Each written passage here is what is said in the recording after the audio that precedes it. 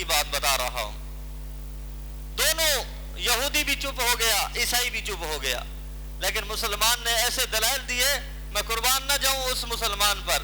اس نے دلائل دیے, دیکھو اللہ کے نبی کا زمانہ تھا اور اللہ نے قرآن پاک کو نازل فرمایا, اور جو اس کو پڑھتا تھا اللہ تعالیٰ اس کے دل کو منور فرما دیتا تھا. اور بات یاد رکھے, آج بھی اگر مسلمان عقیدے کے ساتھ قرآن کو پڑھ لے, اللہ تبارک و تعالیٰ اس کے دل کو نور فرما دیتا ہے, نور کے اندر تبدیل فرما دیتا ہے. کل بھی اس قرآن کے حافظ لاکھوں تھے, آج بھی لاکھوں حافظ ہیں. کل بھی یہ قرآن دلوں کی تقدیر کو بدل دیتا تھا, آج بھی اگر اس پر سرچ کی جائے اور مسلمان اس کو قرآن کو دل سے پڑھے تو اللہ تبارک و تعالیٰ قرآن پڑھنے والے کی تقدیروں کو بدل دیتا ہے. یہ قرآن ہے جو معجزہ آج بھی زندہ ہے. تو دوستو قرآن کی عظمت کو سمجھیں. اللہ کے پیارے حبیب صلی اللہ تعالی علیہ وآلہ وسلم نے ارشاد فرمایا, کل قیامت کا دن ہوگا, حافظ قرآن کو اللہ کی بارگاہ میں پیش کیا جائے گا. اللہ کی بارگاہ میں جب حافظ قرآن سامنے آئے گا تو اللہ تبارک و تعالیٰ اس حافظ قرآن سے مخاطب ہو کر ارشاد فرمائے گا, اے میرے بندے, جس طرح دنیا کے اندر تو ٹھہر ٹھہر کر ترتیل کے ساتھ قرآن پڑھتا تھا, آج بھی اسی طرح تلاوت کر, اور آج بھی تو عظمت قرآن کو بیان کر اور قرآن کی تعریف کو بیان کر, قرآن کی ترتیل کو بیان کر. وہ حافظ قرآن قرآن پڑھنا شروع کرے گا, اللہ تبارک و تعالیٰ ارشاد فرمائے گا, ایک ایک آیت پڑھتا جا, اور جنت کے دروازے کی کھڑکیاں تو تمہارے لیے کھلی ہوئی ہے, لیکن اعلیٰ درجوں پر چڑھتا جا. ایک آیت بڑھے گا, اللہ تبارک و تعالیٰ اس کی بلندی کا ایک درجہ عطا فرما دے گا. اور میرے کریم رب کا کیا ہی کہنا ہے, اللہ تعالیٰ نے ارشاد فرمایا کہ جو بندہ قرآن کا حافظ ہوگا, پھر وہ جب قرآن شروع کرے گا, قرآن پڑھتا جائے گا, تو اللہ تبارک و تعالیٰ ارشاد فرمائے گا, اے میرے بندے اب قرآن کو شروع کر, پڑھتا جا, اور جنت کی سیڑھیوں پر چڑھتا جا, اور اعلیٰ درجوں پر چڑھتا جا. جہاں قرآن ختم ہوگا تیری منزل بھی وہی ہوگی اور مقام بھی تیرا وہی ہوگا. تو دوستو قرآن بڑی عظمت والی چیز ہے, اور اس کا دامن تھام لیں. جب میرے کریم آقا علیہ الصلوۃ والسلام کے وصال کا وقت قریب آیا, صحابہ کرام علیہم رضوان نے عرض کی, یا رسول اللہ صلی اللہ علیہ وسلم, آپ سے محبت ہے, آپ سے عقیدت ہے, آپ سے پیار کرتے ہیں, آپ کے بغیر دیکھے ہمیں تو چین نہیں آتا, سکون نہیں ملتا, ہم جہاں بھی ہوتے ہیں آپ کی بارگاہ میں آ جاتے ہیں اور آپ سے مستفید ہوتے ہیں. یا رسول اللہ صلی اللہ علیہ وسلم, آپ ہمیں تنہا چھوڑ کر جا رہے ہیں, ہمارا کیا ہوگا؟ میرے کریم آقا علیہ الصلوۃ والسلام نے ارشاد فرمایا, دو چیزوں کو تھام لینا, کبھی دنیا کے اندر گمراہ بھی نہیں ہوگے, اور انشاءاللہ دنیا میں بھی کامیاب ہوگے, آخرت میں بھی کامیابی ملے گی. میرے کریم آقا علیہ الصلوۃ والسلام کی بارگاہ میں پوچھا گیا, وہ کون سی دو چیزیں ہیں؟ اللہ کے پیارے حبیب صلی اللہ تعالی علیہ وآلہ وسلم نے ارشاد فرمایا کہ ایک تو میرے گھر والوں سے پیار کرنا, اہل بیت سے پیار کرنا, مر جانا لیکن ان کی گستاخی نہ کرنا, ان سے محبت کرتے رہنا, ان کی محبت تمہیں دنیا میں بھی کامیابی عطا فرمائے گی اور آخرت میں بھی کامیابی عطا فرمائے گی. اور دوسری بات, میرے کریم آقا علیہ الصلوۃ والسلام نے ارشاد فرمایا, اللہ کے قرآن کو, اللہ کی کتاب کو مضبوطی سے تھام لینا, نہ تم دنیا میں گمراہ ہوگے اور دنیا کی گمراہی تم سے دور کر دی جائے گی, اور دنیا کے اندر بھی تمہیں کامیابی ملے گی, آخرت میں بھی کامیابی ملے گی.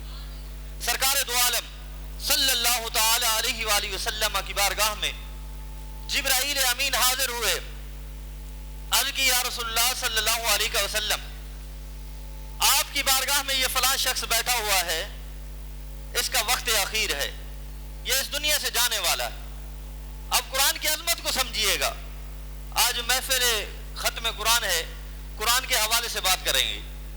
یہ سامنے جو شخص بیٹھا ہوا ہے اس کا وقت اخیر ہے, یہ چند لمحوں کے بعد, تھوڑی دیر کے بعد یہ دنیا سے چلا جائے گا.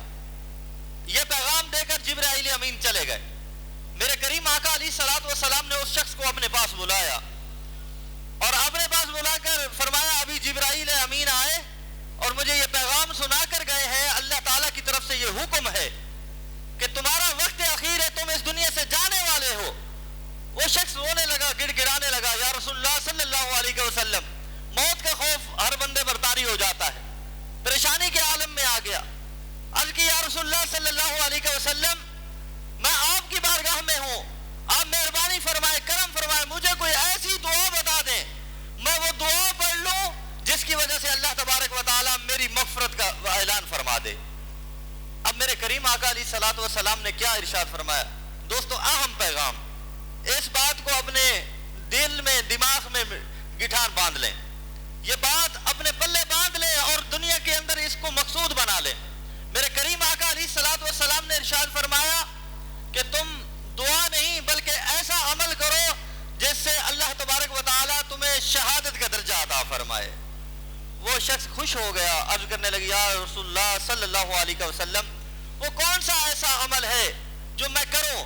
میرے کریم آقا علیہ الصلوۃ والسلام نے ارشاد فرمایا تم جاؤ بچوں کی درسگاہ میں جہاں قرآن کی تعلیم دی جا رہی ہو, قرآن سیکھا جا رہا ہو, سکھایا جا رہا ہو, تم جا کر ان کی بارگاہ میں بیٹھ جاؤ, اس درسگاہ میں بیٹھ جاؤ.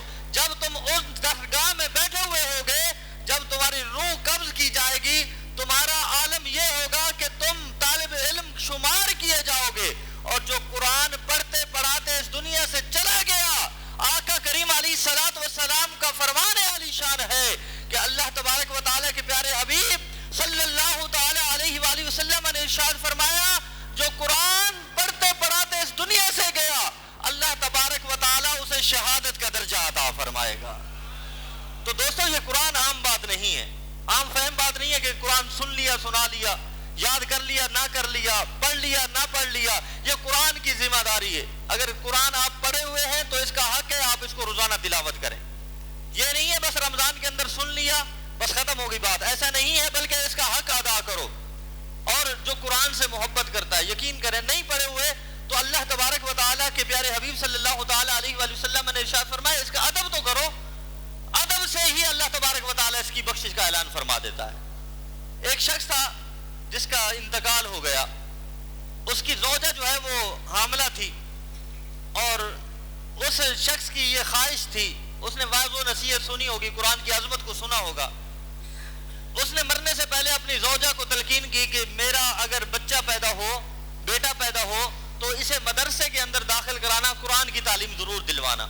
اس کی زوجہ نے اس پر عمل کیا, بیٹا ہوا, کچھ بڑا ہوا, مدرسے کے اندر داخل کرا دیا. راوی لکھتے ہیں کہ وہ شخص جو اس کا باپ تھا وہ گناہگار تھا, سیاہکار تھا. اللہ تبارک و تعالیٰ نے اس کو گناہوں کے بدلے عذاب میں مبتلا کر رکھا تھا. لیکن جس وقت وہ بچہ درسگاہ میں پہنچا, قرآن کی درسگاہ میں پہنچا, قاری صاحب کے سامنے بیٹھا اور اس نے جب پڑھا بسم اللہ الرحمن الرحیم, قرآن کی عظمت کو سمجھیے گا, اللہ اور اس کے رسول کے محبت کی خاطر قرآن کی تعلیم کو عام کرو. دوستو یہ بہت بڑا انمول تحفہ ہے. جب بچے نے بسم اللہ الرحمن الرحیم پڑھا, راوی لکھتے ہیں کہ اللہ تبارک و تعالیٰ نے اس بسم اللہ کے صدقے اس کی باپ کی بخشش کا اعلان فرما دیا. اللہ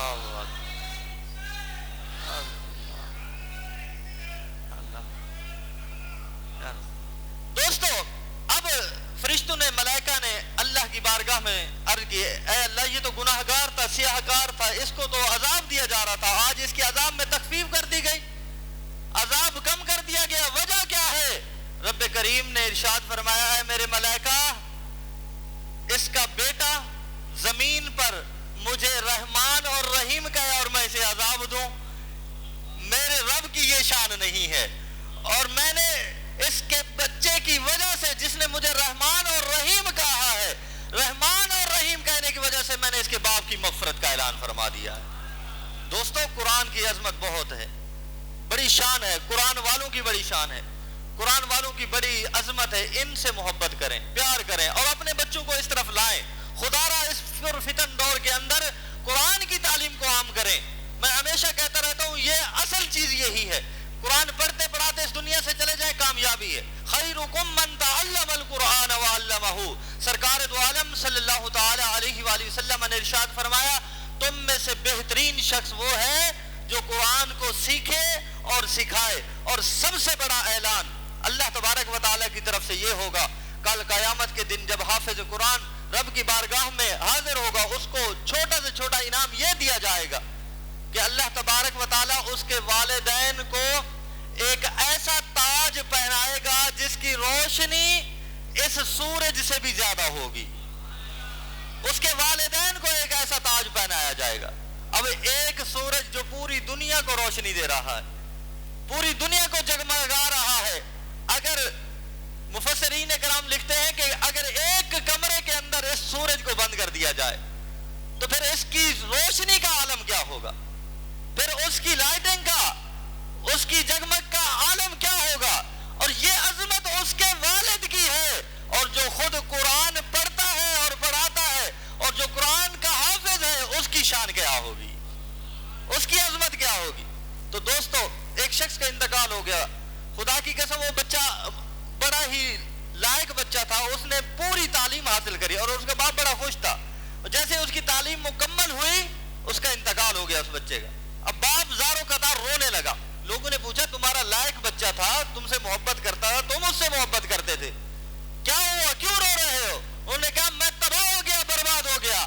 میں نے دنیا کی تعلیم کو تو ترجیح دی, میں نے دنیا کی تعلیم تو ان کو دلوائی, ہر قسم کے خرچے اخراجات برداشت کیے, لیکن افسوس میں نے دین اس کو نہیں سکھایا, میں نے قرآن اس کو نہیں سکھایا. یہ اب قبر کے اندر جا کر کیا جواب دے گا؟ تو دوستو, اگر قبر اچھی بنانی ہے تو قرآن کا دامن تھام لو, قرآن کو پڑھتے رہو. قرآن پڑھتے پڑھتے اس دنیا سے چلے گئے تو یاد رکھو اللہ تبارک و تعالیٰ تمہیں قبر سے بھی قرآن پڑھتے ہوئے اٹھائے گا.